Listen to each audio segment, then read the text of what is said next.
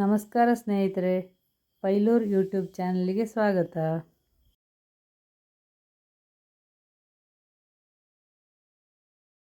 ಈ ಗ್ಯಾಸ್ಟ್ರಿಕ್ಕಿನ ಸಮಸ್ಯೆಗೆ ಎಂತಮ್ಮ ನೀನೊಂದು ಕಷಾಯ ಮಾಡೋದು ಕರೆಕ್ಟದ್ದು ಹೇಗೆ ಅದು ಕರೆಕ್ಟನ್ನು ತೊಳೆದು ಈಗ ಒಂದು ಪಾತ್ರಕ್ಕೆ ಹಾಕಬೇಕಲ್ಲ.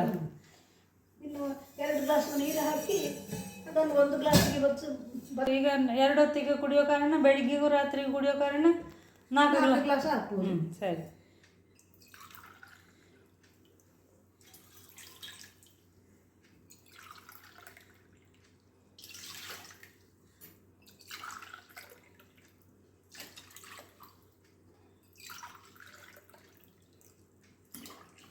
ಇದನ್ನಿನ್ನು ನಾಳೆ ಬೆಳಿಗ್ಗೆ ಅದಕ್ಕೆ ಅಂದರೆ ಬೆಳಿಗ್ಗೆ ಹಾಕಿದರೆ ರಾತ್ರಿ ಬೆಳಿಗ್ಗೆ ಹಾಗೆ ಕುಡಿಬೋದು, ಇಲ್ಲದಿದ್ರೆ ಹೀಗೆ ಕುಡಿಬೋದಲ್ಲ. ಆಹಾರ ತಿನ್ಬೇಕಾದ್ರೆ ಮುಂಚೆ ಖಾಲಿ ಹೊಟ್ಟೆಗೆ ಕುಡಿಬೇಕಲ್ಲ. ಇದು ಸಾಮಾನ್ಯವಾದ ಗ್ಯಾಸ್ಟ್ರಿಕ್ಕಿನ ಸಮಸ್ಯೆ, ಗ್ಯಾಸ್ಟ್ರಿಕ್ಕಿನಿಂದಾಗಿ ಸೊಂಟ ನೋವು, ಕೈ ನೋವೆಲ್ಲ ಬರುವುದಾದ್ರೆ ಒಳ್ಳೆಯದಾಗ್ತದೆ. ಹದ ಬಿಸಿ ಇರುವಾಗಲೇ ಕುಡಿಬೇಕು ಅದು. ನೋಡಿ, ಇದನ್ನು ನಾಳೆ ಇದಕ್ಕೆ ಬೇರೆ ಇದು ಇಂಗ್ರೀಡಿಯೆಂಟ್ಸ್ ಎಲ್ಲ ಹಾಕ್ಲಿಕ್ಕೆ ಉಂಟು, ಅದನ್ನೆಂತ ಅಂತ ನಾಳೆ ನೋಡುವ. ಈಗ ಇದಕ್ಕೆ ಎಂತೆಲ್ಲ ಹಾಕ್ಲಿಕ್ಕೆ ಉಂಟು ಅಂತ ಈಗ ಅಮ್ಮ ಹೇಳಲಿಕ್ಕಿದ್ದಾರೆ. ಎಂತೆಲ್ಲ ಹಾಕೋದಮ್ಮ? ಕರೆಟ ರಾತ್ರಿ ಪೂರ್ತಿ ನೆನೆದಿದೆ.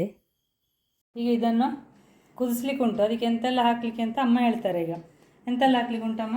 ಇದಕ್ಕೆ 1 ಚಮಚ ಜೀರಿಗೆ, 2 ಚಮಚ ಕೊತ್ತಂಬರಿ, ಮತ್ತು 1.5 ಚಮಚ ಆಗುವಷ್ಟು ಇದು ಓಮ, ಮತ್ತು ಒಂದು ಸಣ್ಣ ತುಂಡು ಬೆಲ್ಲ, ಮತ್ತು 1 ಇಂಚಿನಷ್ಟು ಶುಂಠಿಯನ್ನು ಜಜ್ಜಲಿಕ್ಕೆ ಉಂಟಲ್ಲ, ಜಜ್ಜಲಿಕ್ಕೆ. ಇದನ್ನೆಲ್ಲ ಈಗ ಅದಕ್ಕೆ ಹಾಕುದಾ?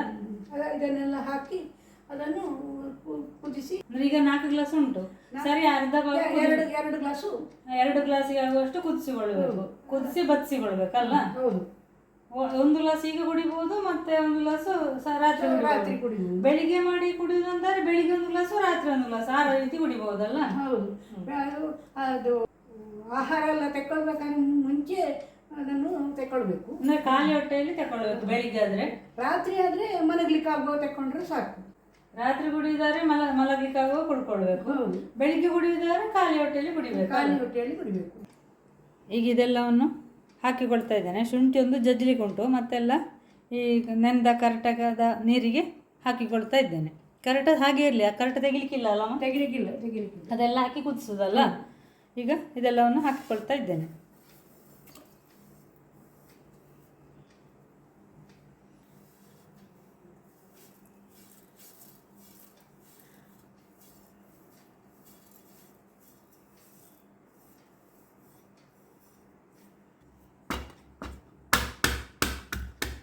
ಕೊತ್ತಂಬರಿ ಜೀರಿಗೆನಲ್ಲಿ ಯಾವುದನ್ನು ಹುರಿಲಿಲ್ಲ, ಎಲ್ಲ ಹಸಿಯಾಗಿ ಹಾಕಿಕೊಳ್ಳೋದು.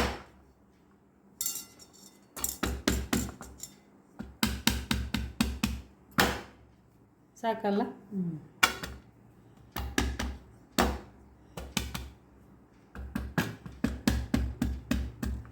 ಸಾಕಲ್ಲ? ಎಷ್ಟು ಜಜ್ಜಿಕೊಂಡ್ರೆ ಸಾಕು. ಈಗ ಇದನ್ನು ಕೂಡ ಇದಕ್ಕೆ ಹಾಕಿಕೊಳ್ತಾ ಇದ್ದೇನೆ. ಇನ್ನಿದನ್ನು ಕುದಿಲಿಕ್ಕೆ ಇಡಬೇಕಲ್ಲ? ಕುದಿಲಿಕ್ಕೆ ಇಡಬೇಕು. ಅದು ತುಂಬ ದೊಡ್ಡ ಉರಿಯಲ್ಲಿ ಕುದಿಸೋದು ಬೇಡ, ಹದ ಉರಿಯಲ್ಲಿ ಅದನ್ನು ಕುದಿಸೋದು ಒಳ್ಳೆಯದು.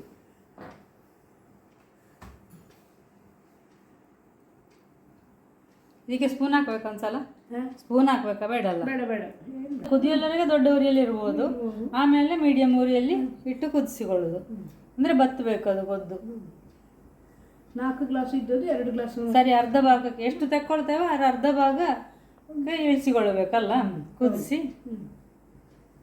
ಇದೀಗ ಚೆನ್ನಾಗಿ ಕುದಿದು ಬತ್ತಲಿ, ಆಮೇಲೆ ನೋಡುವ.